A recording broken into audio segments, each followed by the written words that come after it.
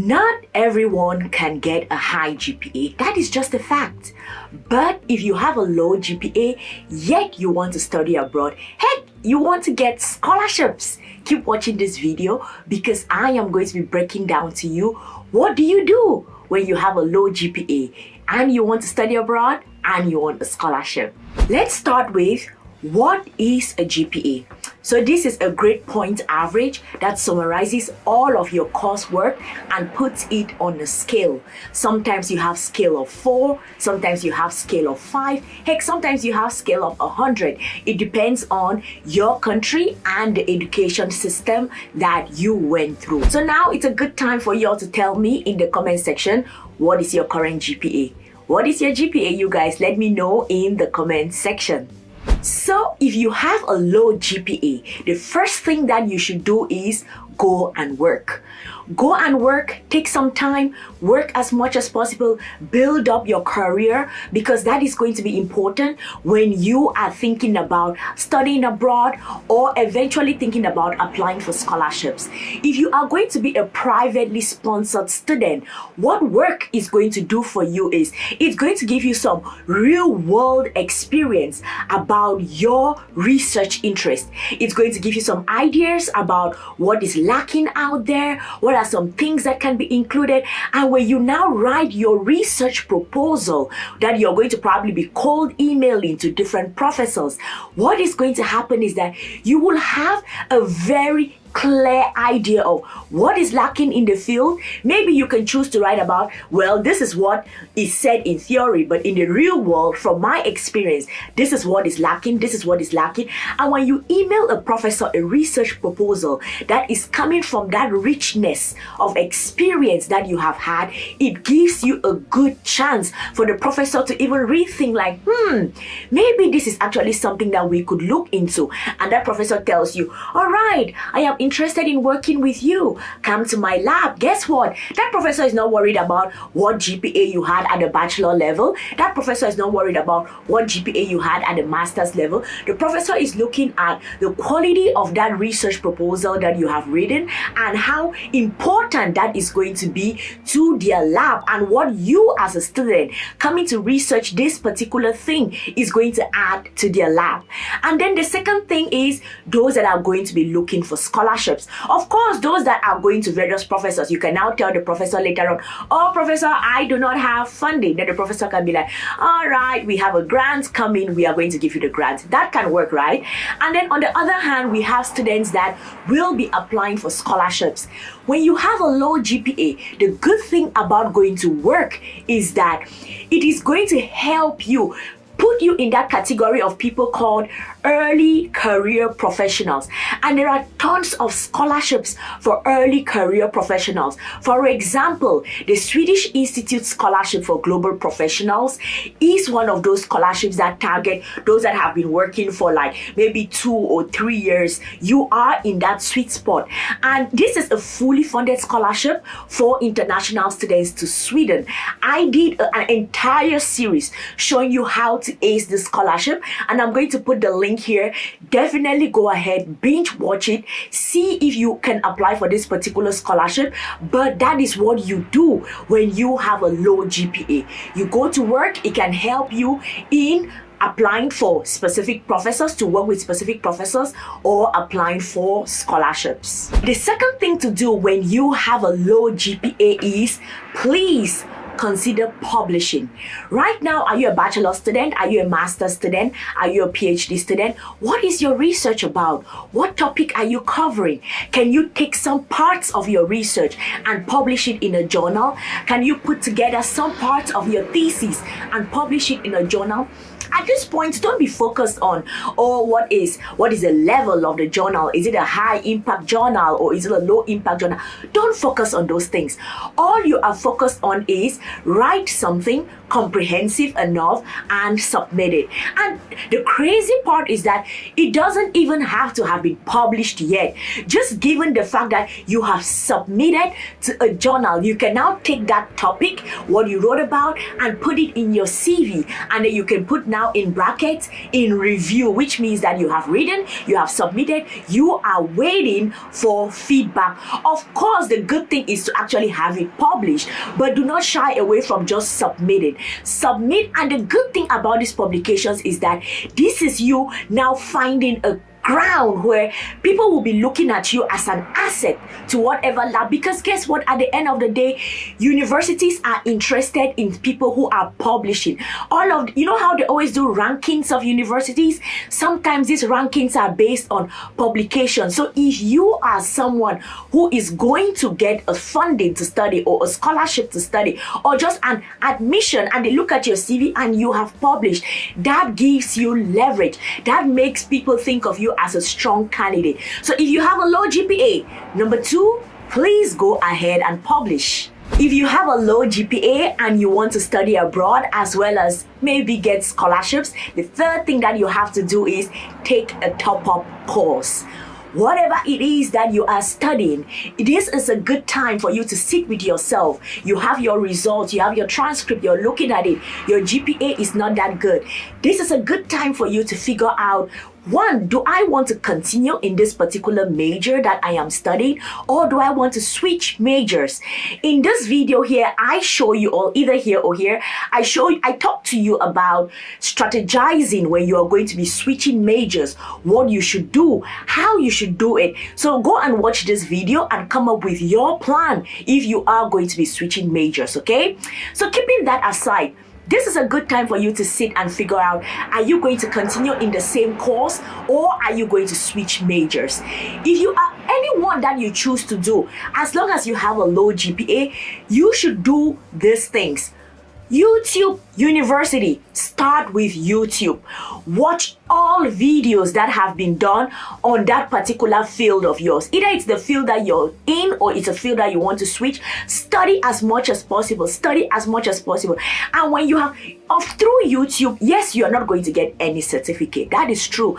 But what it's going to do for you is, it is going to give you the foundation that you need to move to the next level, which is going to be taking online courses. There are tons of universities that offer online courses. For example, Harvard, Stanford, MIT. You just need to go to that university's website and look for the online courses that they offer. Look through those courses, see which one ever it is that you want to do. And the good thing is they are going to give you a certificate. But because you had spent some time studying at YouTube University for free, you already have a good foundation as to what is going to be taught in that course. There's a chance that you're going to ace it and you're going to do very well. So look through university websites. You're going to find these top-up courses. Secondly, there is Coursera. You take courses on Coursera. And then thirdly, you have also a place like Udemy. You can go there, take all of these courses, and then pile together those certificates, and that is what is going to be adding to your CV, adding to your profile as you prepare to apply for either a university or a scholarship. Because right at that particular moment, you're not applying just with, okay, this is my low GPA and that's it. No, you are coming with, yes, this is my low GPA, but guess what? I have these other things. I have done this course, this is my certificate. I have done this course, this is my certificate. I have done this course, this is my certificate. And even the panel that is choosing people for admissions or choosing people for scholarships, they are like, okay, yes, we see that this student did not do really well here, but we can see where there is compensation, where this student has made up for it, and this tops you up to a point where you will either be given admission or you will be given a scholarship. The fourth thing that you should do if you have a low GPA is look at your application holistically. Because yes, GPA is there and it's like, oh, this is important, but there are other parts of any scholarship application or any application to a university that is extremely important. So let me break it down for you all. So What are the other things that are important when you are going to be applying to a university or a scholarship? Recommendation letters are important. Your statement of purpose is important. Your research proposal is important. Your extracurriculars are important. And heck, even the exams are important. All of those things are important when you are going to be applying for admissions or a university. So you already know that you have a low GPA. You are working on this sense of, oh Lord, I have to compensate as much as possible, right? So you want to make sure that you have A+ recommendation letters. Let your recommendation letters be on point. Your statement of purpose, A+. Make sure that all of it is extremely good. Your research proposal, A+. That is what is required. Remember, this is you compensating for the low GPA. So you need to do twice as much, work twice as hard in order to get a chance or a shot like others applying for the scholarship. Extracurriculars, if you don't have it, start building on it, because we need an A+ for your extracurriculars. And all of the exams, IELTS, TOEFL, GRE, SATs, whatever exams that they are, A+, this is what we are working on. Now you're looking at it like, okay, your GPA is low. Let's say your GPA, you're having a B. But look at this application. Look at this. This student has an A+ recommendation letter, A+ SOP, A+ research proposal, A+ extracurriculars, A+ in other exams, and then the GPA is a B.